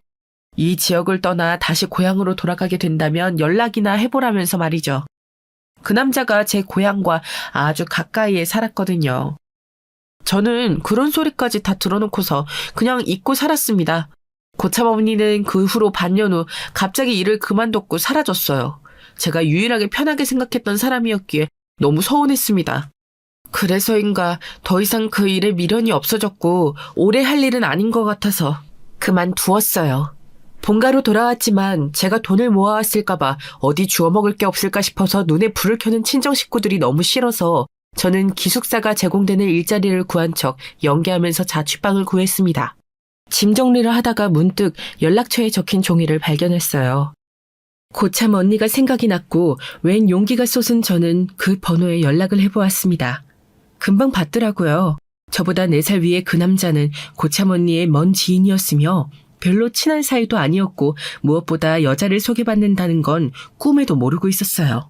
어이가 없더라고요. 신기하게 닿은 인연 그냥 흘려보내기 아깝다는 상대의 말에 이끌려 한번 만나보았습니다. 그리고 시간이 지나 결혼까지 하게 되었네요. 저와 비슷한 환경에서 자라온 남편과 공감대가 많았어요. 심지어 남편은 저를 만나기 몇 달 전에 양친을 교통사고로 여인바까지 있었습니다. 둘 다 가정 안에서 애정결핍을 안고 살아왔기에 서로를 잘 보듬었던 것 같아요. 남편은 위로 결혼한 형이 있었으나 제가 보기에 형제가 별로 친하지 않았습니다. 남편이 말하기를 아주버님은 집안의 이단아 같다고 했어요. 없는 형편에도 혼자 꾸역꾸역 공부하고 일찍 돈 벌고 악착같이 살더니 꽤 안정적인 집안의 여자를 만나서 대릴 사위로 들어간 인물이었으니 딱 저처럼 살아온 남편하고는 결이 다르신 분이었던 거예요. 저는 형님과 여자끼리 나름 친목을 다져보고 싶었으나 그렇게 되지 않았어요. 아예 곁은 안 내주셨으니까요. 그래서 어색하고 경직된 사이로 계속 지냈어요. 저희 부부는 아들을 낳고 비록 풍족하진 않아도 알콩달콩 살아갔습니다. 저희 아이라서가 아니라 정말 똘똘하고 야무졌어요. 키울 맛이 낫달까요? 아이가 자랄수록 남편은 책임감을 느낀다면서 열심히 밖에 나가서 일을 했지요. 그렇게 세월이 흘러갔습니다. 모처럼 저희 세 식구가 외식을 하고 들어온 날이었어요. 그날 저희 아이와 남편이 나눈 대화가 기억이 나네요.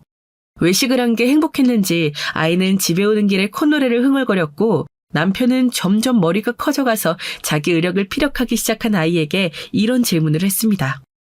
우리 도영이 혹시 아빠한테 그동안 서운한 거 있었으면 지금 털어놔봐. 그럼 아빠가 다 들어줄게. 아빠가 나한테 관심을 줬으면 좋겠어.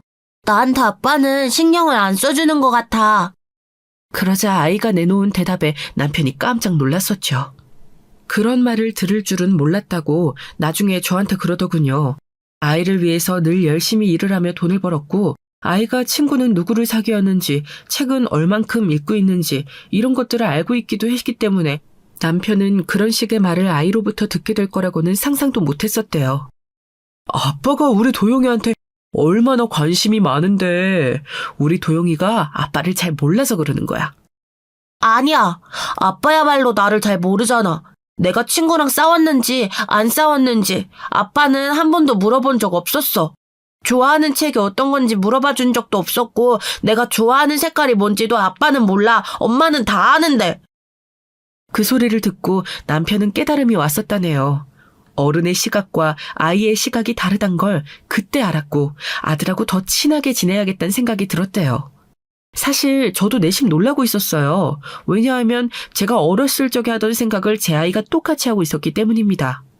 제발 가족들의 애정을, 그 관심이라는 것을 단 한순간만이라도 독차지하고 싶어서 아등바등하며 일부러 사고를 쳤던 적도 있었어요.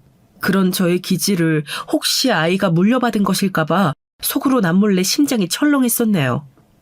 그날 남편은 아이와 둘이서 많은 대화를 나누며 밤까지 즐겁게 놀았고 저는 그 모습을 보며 앞으로 더욱 좋은 엄마가 되어줘야겠다고 다짐했어요. 이 소중한 가정을 제가 잘 가꾸고 지켜나가고 싶다는 바람이 피어올랐죠. 하지만 정말 하늘도 무심하셨습니다. 바로 그 다음 날이었어요. 아이가 처음 팔이 아프다고 했던 게 말이죠. 그 전날이 행복한 외식 날이었기 때문에 제가 공교롭게도 시기를 정확히 기억에 남길 수 있게 되었던 것입니다. 팔이 아프다고는 하는데 정확히 어느 지점이 그런지 왜 그런지 심지어는 어느 정도로 아픈지도 아이는 묘사하지 못했어요. 그래? 도영아, 많이 아픈 거면 엄마하고 내일 병원 갈까? 아니야, 괜찮아. 팔이 좀 아프기는 한데 많이 아파서 못 참을 정도는 아니야. 아이고, 우리 기특한 아들.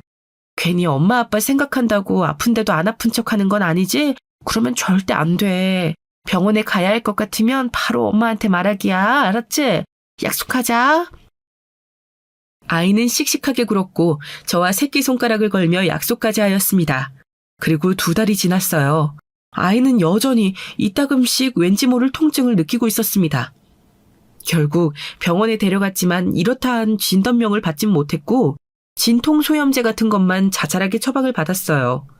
시간이 좀 흐르자 나중에는 혹시 정신적인 문제가 아닐까 하는 가정마저 대두되었죠.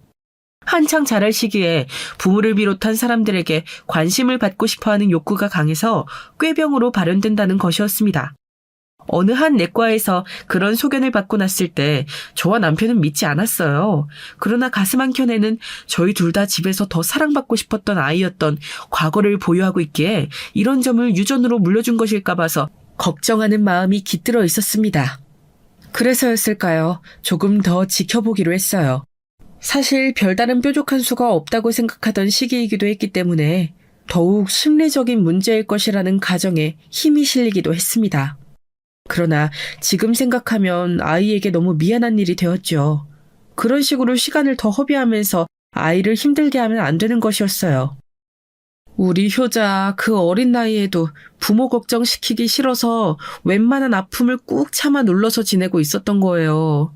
도저히 억누를 수 없을 정도가 되었고 가끔씩 팔에 힘이 쭉 빠지기도 하였으며 걷다가 주저앉기까지 하게 된 아이를 보며 저희 부부는 절망했습니다. 그제서야, 그때가 되어서야 깨달았던 것이죠.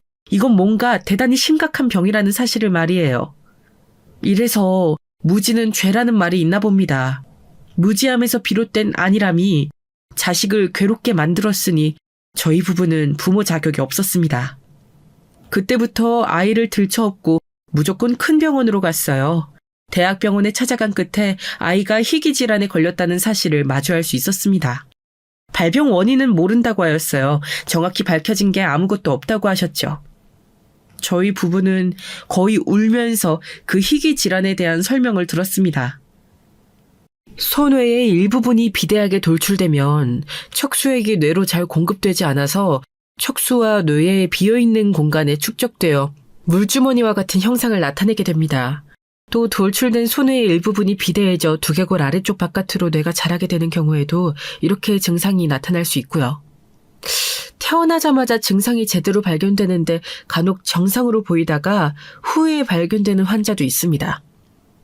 그게 저희 아이라는 건가요, 선생님? 저희 아이 그동안 많이 힘들었겠죠? 저는 그런 줄도 모르고 어처구니 없는 추측까지 해가면서 아이를 힘들게 두었어요. 저는 엄마 자격도 없습니다. 제가 아이에게 속죄할 수 있도록 제발 저희 아이 좀 살려주세요. 치료할 수 있는 병 맞죠? 대표적인 증상은 각종 신체 부위의 통증, 피로, 시력 상실과 성대마비, 그리고 몸의 말초 부분이 저린 증상이 있습니다. 간혹 다리 근육 약화를 보이기도 하고요. 심한 경우에는 너무 갑작스러운 동작이나 혈압이 상승할 경우 뇌에 압력이 가해져 사망에 이를 수 있어요. 다행인 점은 수술을 통해 정상적으로 살 수 있다는 겁니다. 그러니 너무 낙심하지 마세요. 감사합니다, 선생님. 정말로 감사합니다. 저희는 아이만 살릴 수 있다면 정말 뭐든 다 내놓을 수 있어요. 수술만 잘해주세요. 제가 말하는 동안 옆에서 남편은 눈물을 훔치며 연신 고개를 끄덕이고 있었지요.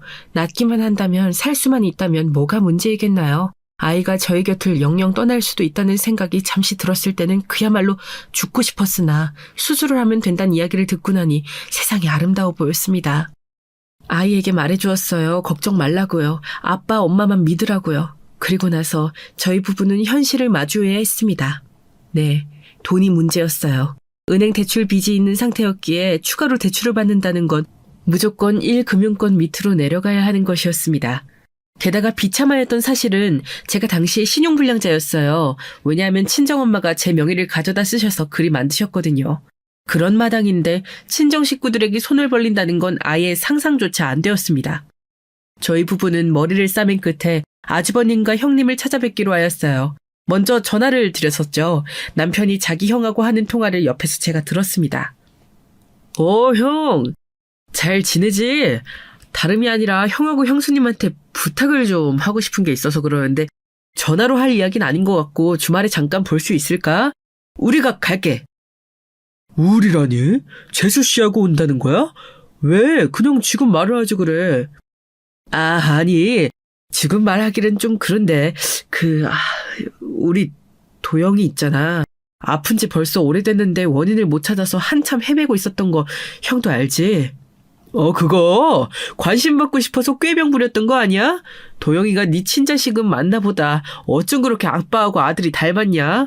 나약해 빠져선 잔머리만 얄밉게 살살 굴려다니는 게 아주 똑 닮았네. 잔머리라니 형은 무슨 말을 그렇게... 아니, 지금 이럴 게 아니고 우리 도영이가 희귀 질환을 앓고 있대. 수술을 하면 정상적으로 살 수 있지만 수술 못 받으면 목숨까지도 위험할 수 있어. 뭐? 희귀 질환? 어쩌다가 어린애가 그런 걸 앓게 된 거야.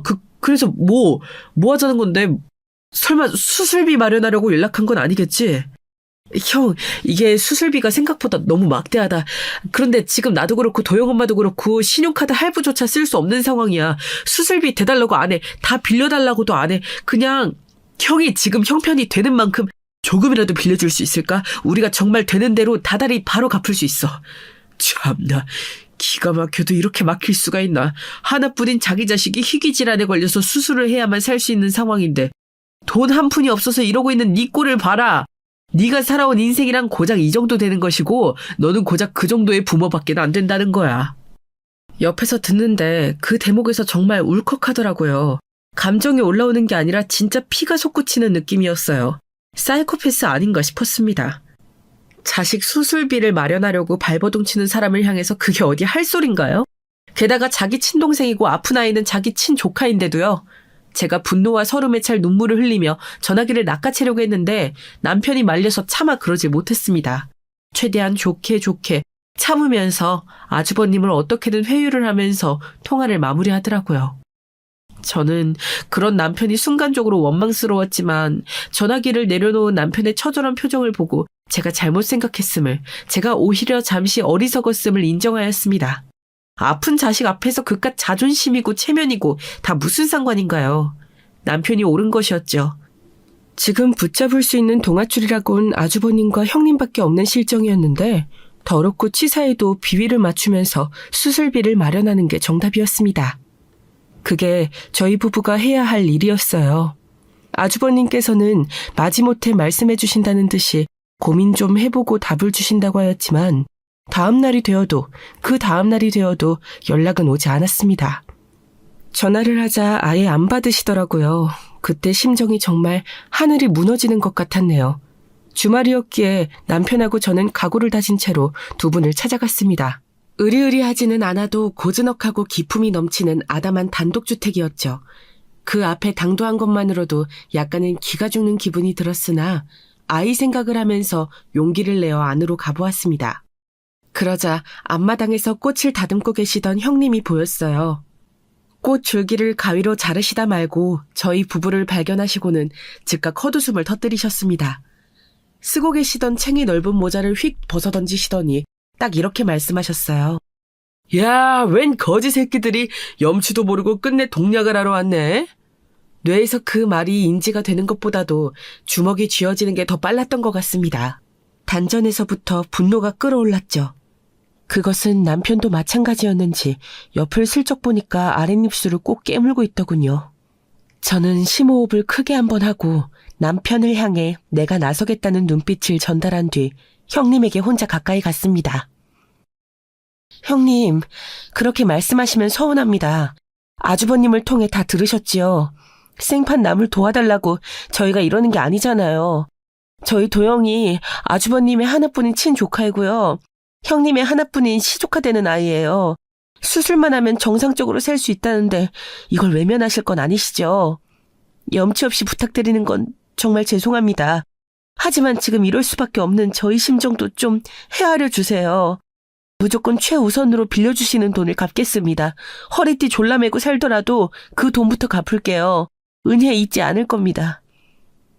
떡 줄 사람은 생각도 안 하고 있는데 받아먹을 궁리는 엄청나게 하고 있네. 자꾸 조카라는 사실을 앞세워서 어떻게 해볼 생각 좀 하지 마. 우리 마음 약한 애들 아빠가 괜히 흔들리려고 하잖아.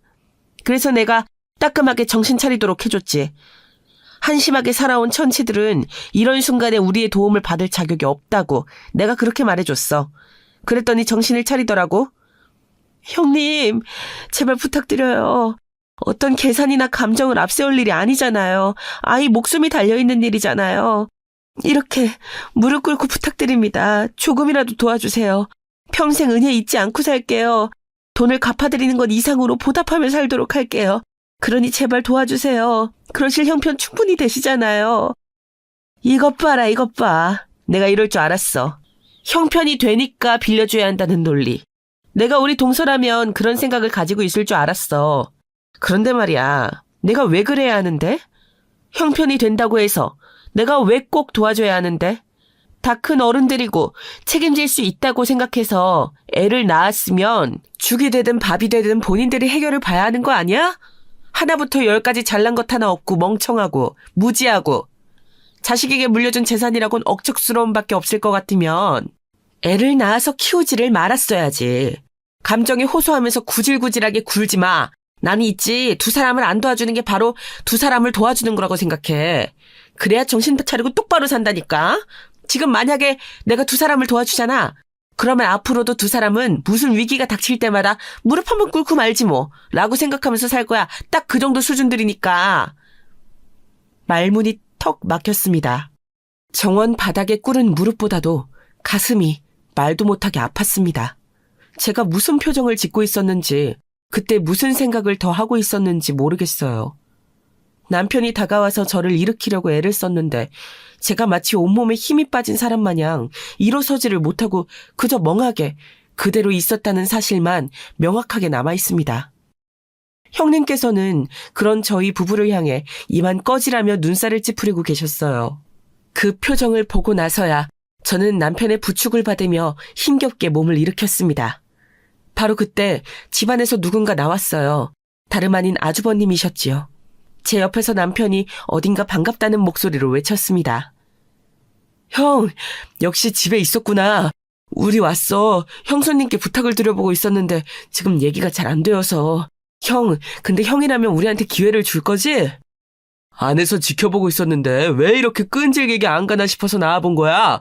이만들하고 제발 그냥 좀 가. 형, 아무리 그래도 우리는 형제잖아. 어떻게 이렇게까지 매정할 수가 있어. 형은 우리 도영이가 정말 이대로 잘못된다고 해도 아무렇지 않은 거야? 사람이 어떻게 친가족한테 이렇게까지 냉정해질 수 있어. 형이 이 정도의 사람이었구나. 진짜로 매정하고 냉정한 건 바로 우리 부모님이야. 아버지하고 어머니라고. 나는 늘 뭐든 알아서 잘 해내고 기대에 부응해드려야 하는 장남이었지만 너는 아무것도 하지 않아도 되었지. 나는 늘 엄한 부모님의 모습만 보면서 지독한 압박감 속에서 살았지만 너는 그런 것 따윈 몰랐잖아. 지금 그런 얘기가 왜 나와? 그리고 나야말로 집에서 늘 외롭고 힘들었어. 아무도 없는 집에서 혼자 밥 먹고 시간 보내고 내가 얼마나 외로웠는데. 형은 어떻게 형 생각만 해? 그래! 난 내 생각만 한다. 그래서 너한테 빌려줄 돈은 먹고 죽을 애도 없어. 됐냐? 이제 알았으면 이만 썩 꺼져! 남편이 이 현실을 믿을 수 없다는 듯 망연자실하게 못 박혀 서 있었고 저는 뜨거운 눈물을 흘리며 그런 남편을 잡아 끌었습니다. 이만 가자는 신호였는데 그걸 어떻게 받아들인 건지 형님께서는 벼랑간 정원에 물을 뿌리는 호스를 집어들더니 수도꼭지를 돌리셨어요. 그러더니 저희 부부를 향해 물을 쏘아대셨지요. 난데없는 물벼락이 쏟아졌습니다. 제발 좀 가라 이 인생의 낙오자들아. 죽이 되든 밥이 되든 그건 스스로 알아서 좀 하고 살아. 저희 부부를 향해 내지르신 그 말씀 비수가 되어서 가슴에 꽂혔습니다. 거의 물줄기를 피해서 도망을 치듯이 그곳을 빠져나왔어요. 멍하게 길을 걸으며 저희 부부는 이미 젖어버린 얼굴을 핑계대고 눈물을 줄줄 흘렸습니다. 무슨 말이 더 필요했을까요? 이보다 더 비참하고 서글플 수는 없었네요. 가난이 죄지. 그래, 가난이 죄야. 내가 당신에게 면목이 없어. 우리 도영이한텐 너무 미안해서 내가 어떻게 해야 할지도 모르겠어. 하늘이 무너져도 솟아날 구멍은 있다고 하잖아. 어떻게든 될 거야. 사채를 쓰든 뭘 하든 우리 자식부터 살리고 보자. 어떻게든 돈을 갚고 나면 또 어떻게든 사라지겠지. 그런데 생각 없이 닥치는 대로 살진 않을 거야, 여보. 나 지금 이 처절한 순간에 대고 맹세할게. 오늘의 이 수모, 나는 죽는 날까지 절대 잊지 않을 거야. 복수를 할 수 있다면 반드시 복수를 할 거야. 그때가 되어서 행여나 나 말릴 생각은 추호도 하지 마. 나 역시 마찬가지야. 결코 오늘을 잊지 않고 이 악물고 살아갈 거야. 당신에게, 우리 도영이에게 한 줌 부끄럽지 않은 남편이자 아빠가 될 수 있도록 나 앞으로 죽도록 노력하면서 살 거야. 돈 앞에서는 사람이 바닥까지 무력해질 수 있다는 걸 이번 일로 깨달았어. 피를 나눈 가족도 이기심 앞에서는 아무것도 아니라는 건 역시도 잘 알았어. 내 가족은 당신하고 도영이 이렇게 오직 우리 세 식구뿐이야. 나 앞으로 그렇게 알고 살아갈 거야. 남편의 얼굴을 보자 그 이전에는 한 번도 본 적이 없던 차갑고도 경건한 기색이 여려 있었습니다. 그날을 계기로 사람 자체가 달라지는 각오가 선 것이었지요. 제 스스로의 얼굴을 그때 보지 못했으나 남편의 눈동자에 비친 제 모습도 별반 다르지는 않았을 것 같습니다.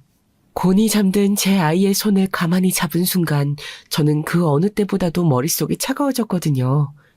제 목숨을 다 바쳐서라도 아이를 살릴 것이고 앞으로 아이를 위해서 죽도록 열심히 살겠다는 굳센 각오가 섰습니다. 저희 부부에게 체면 따위는 없었어요.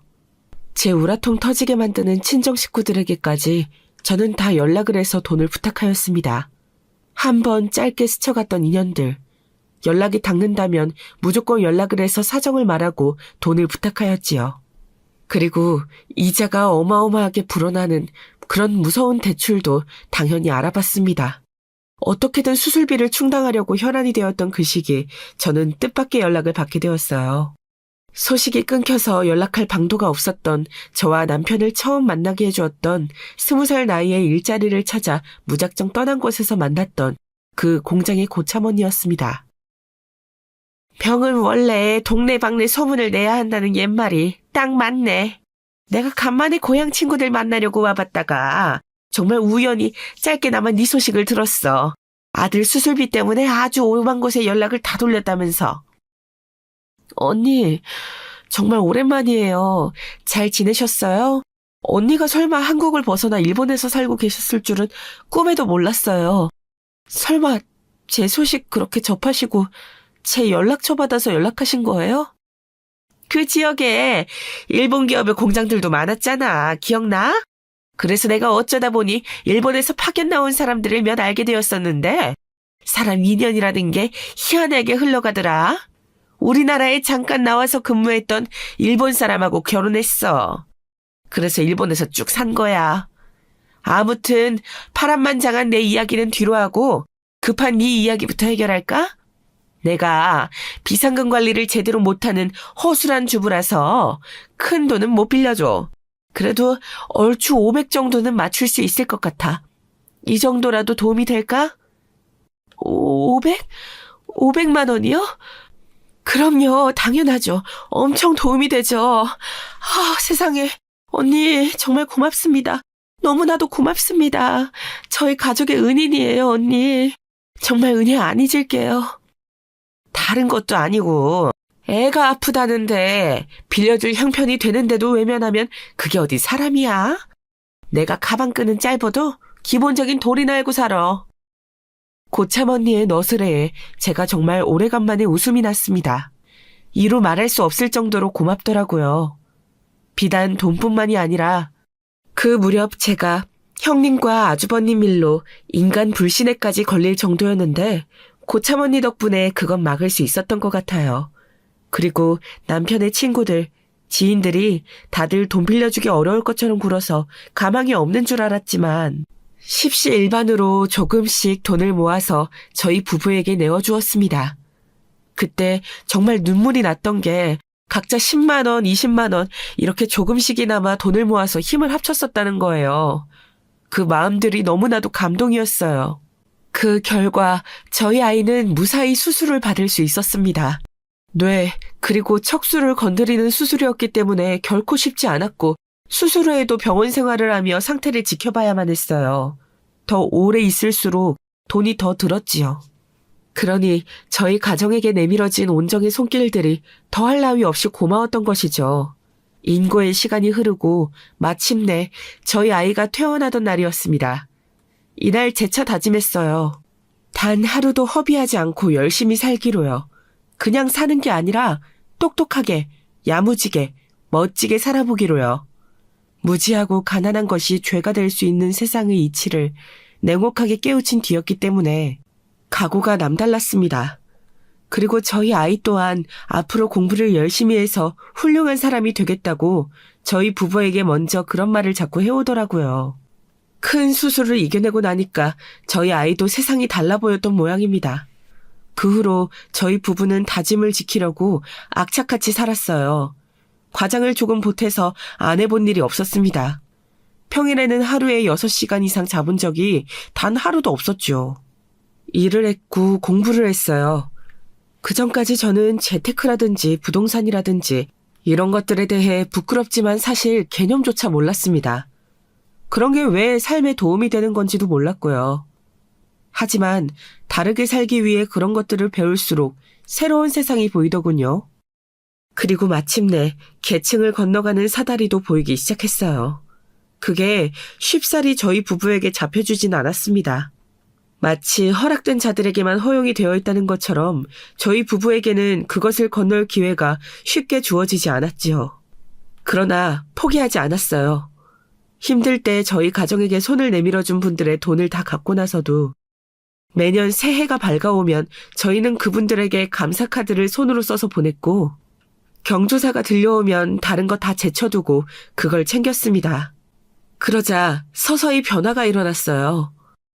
그분들을 포함한 그분들의 주변에게 저희 가정이 아주 좋게 소문이 나기 시작하더라고요. 저희의 책임감, 됨됨이를 보고서 저희에게 일을 연결해주고 싶어하는 분들도 생겨났습니다. 특히나 저희 부부가 신경 썼던 존재는 바로 고참 언니였는데요. 그 후로 하도 잘 챙겨드렸더니 언제 한 번은 기어이 저희 세 식구를 일본으로 초대해 주었어요. 그 덕분에 저희 셋 난생 처음으로 해외여행을 했습니다. 바로 옆 나라를 보고 온 것인데도 외국을 다녀오니까 생각이라는 게 또 달라지더라고요. 후회 없이 멋진 세상 보면서 살고 싶어졌어요. 이러한 과정들을 거치며 저희는 늘 성장을 해 나갔기에 계층의 사다리를 건너는 것, 그걸 포기할 수 없었던 것이죠. 오래된 구옥 빌라에서 살았던 저희 가정은 어느새 주상복합 아파트에 입주를 하게 되었습니다. 남이 받아온 일감이나 같이 하면서 간단한 수리 일을 했던 남편은 이제 어엿한 수리센터 사장님이 되어 있었고요. 돈이 되는 일을 하기 위해서 새벽같이 동대문 시장에 나가 옷을 떼오고 그걸 각종 거래처에 연결하는 걸 하다가 적성을 찾은 저는 어느새 그 길을 쭉 따라오다가 젊은 엄마들 대상으로 하는 쇼핑몰을 창업하여 운영 중이었습니다. 저는 컴퓨터 기술도 모르고요. 사진도 잘 찍을 줄 몰랐어요. 그런데 열심히 성실히 움직이는 것만은 자신 있었습니다. 이런 저를 보고서 함께 일하겠다는 직원들이 생겼고 각자 자기가 잘하는 걸 하기 시작하면서 어느새 구색을 갖춘 쇼핑몰이 되었어요. 그리고는 끝없는 성공 신화가 이어졌죠. 저희 아이, 우리 도영이는 진통을 겪었던 사춘기를 지나 수험 공부에 매진하는 고등학생이 되어 있었고요. 성적으로는 이미 우리나라에서 손꼽히는 명문대의 안정권으로 갈 수준이었는데 방심하지 않으려고 늘 공부에 열중이었고 미국 대학도 고민 중이었어요.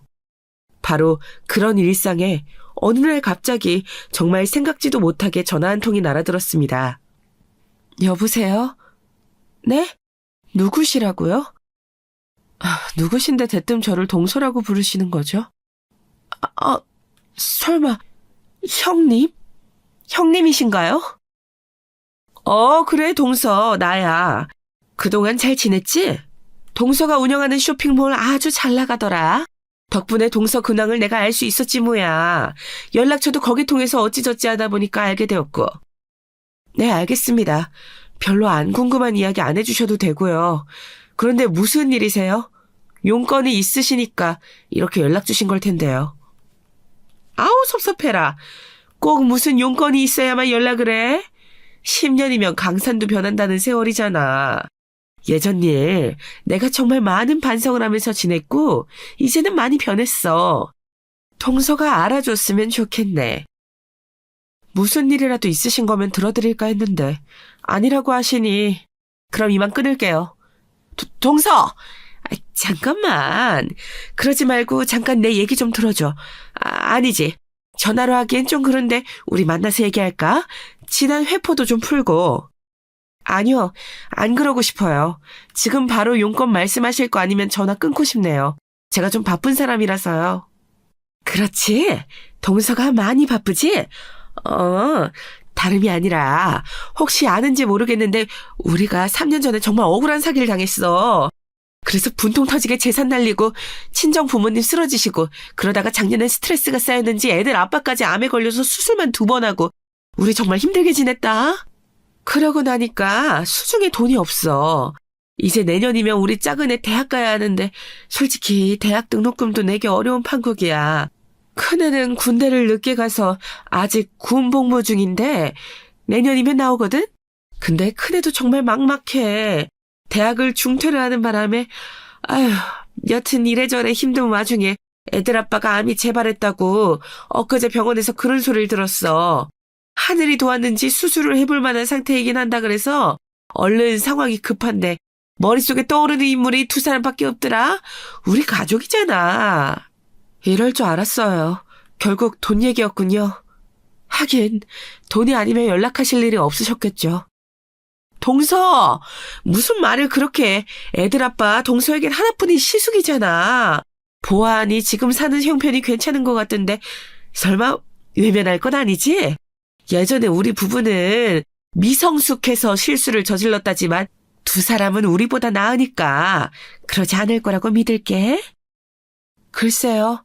저희도 생각보다 그렇게 성숙하진 않아서요. 말씀하시는 것들이 별로 와닿지가 않네요. 어쨌든 저 혼자 결정할 일은 아니니까 의논 좀 해보고 연락드리겠습니다.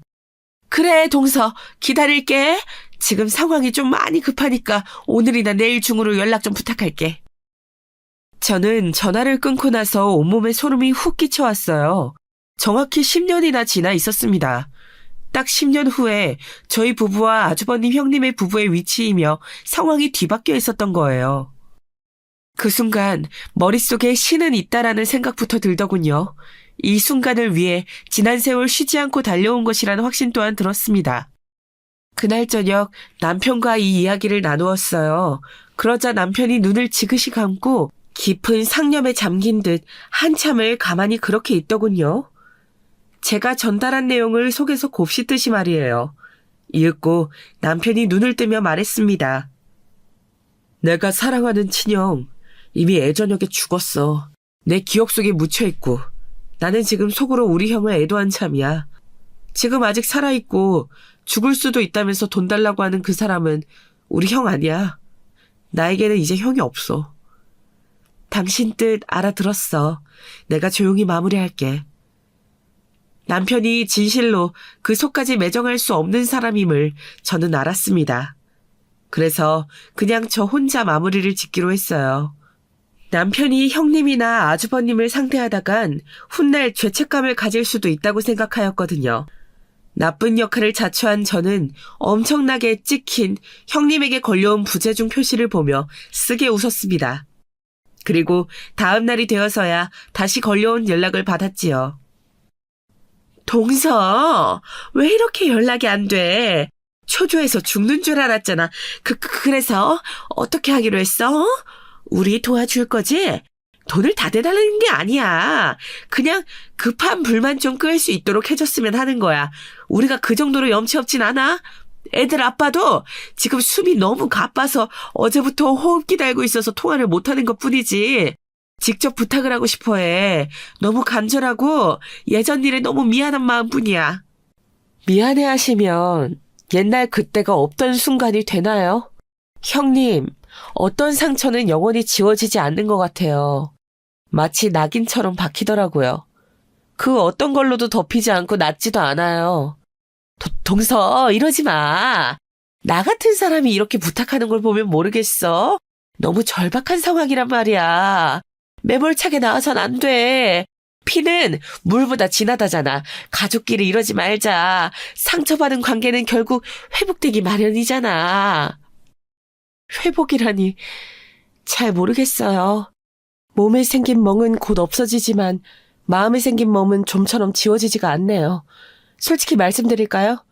멍든 마음 같아선 두 분께 희망 고문을 안겨드리고 나서 뒤통수를 치고 싶은 심정이에요. 그런데 그건 인간적으로 너무 잔인한 것 같아서요. 처음부터 돈 못 드린다고 딱 잘라 말씀드리는 거예요. 여유도 있는 사람들이 대체 왜 이래? 복수심에 이러는 거야? 아무리 우리가 미워도 우리 애들 동서의 시조카들 우리 애들 봐서라도 이러면 안 되지. 형님도 그때 여유 있으셨잖아요. 그리고 형님 자식들보다 그때 저희 도영이가 훨씬 더 어렸어요. 그거 잊지 마세요. 그런데요, 형님. 지금 제가 문득 궁금해진 건데 저희 부부에게 그렇게나 매몰차게 구실 배짱, 용기 그런 게 다 어디서 나셨던 거예요? 그날 이후로 악몽은 안 꾸셨어요? 저는 그때 당했던 사람으로서 그냥 되갚아드리는 걸 하는 것만으로도 지금 가슴이 뻐근해질 정도로 기분이 불쾌해서 미칠 것 같거든요. 도와달라고 누가 내 손길 쳐내고 거절하는 거 이거 정말 못할 짓인데 형님은 어쩜 그렇게 그때 태어나게 잘 도와셨어요? 타고나신 건가요? 저도 그간 많이 독해졌다고 생각했건만 형님 발치에는 못 따라갈 것 같습니다. 그럼 잘 지내세요. 어떻게 사실지 궁금하지 않으니까 앞으로 어떤 연락이든 안 주셔도 됩니다. 전화를 끊었을 때 형님의 울부짖는 소리가 들려왔던 것 같아요. 저는 조금 떨리는 손으로 그 번호를 차단했습니다. 그날 밤 늦게까지 공부를 하다가 잠든 아이의 방을 확인하고 나서 저희 부부는 조용히 작은 등 하나만 켜놓은 부엌에서 술잔을 기울였어요. 많은 상념들이 그 술에 섞여 있었고 저희 부부는 많은 대화를 나누는 대신 그저 서로의 술잔을 채워주었습니다. 복잡한 감정들은 그 술에 털어버리려는 듯 말이지요. 애써 아무 생각 안 하고 지내려 하였어요. 그러다가 2달 뒤 아주버님의 부고를 들었습니다. 결국 그때 수술을 받으셨는데 예후가 좋지 못했고 금세 돌아가신 것이죠. 빚만 남겨졌다는 후문을 함께 접하였네요. 형님께서는 먼 지방으로 내려가신 듯 했습니다. 고3 수험생인 작은 애를 데리고 그런 선택을 하셨더라고요. 더 알아보진 않았어요. 거기까지가 가족이 돼 가족이라 할 수 없는 사이에 그어진 경계선 같았기 때문입니다. 그 후로 시간이 다시 꽤 흘렀어요. 저는 지금 여유로운 일상을 영위하고 있지만 때때로 마음에 든 멍자국을 문지르며 사색에 잠기곤 하네요.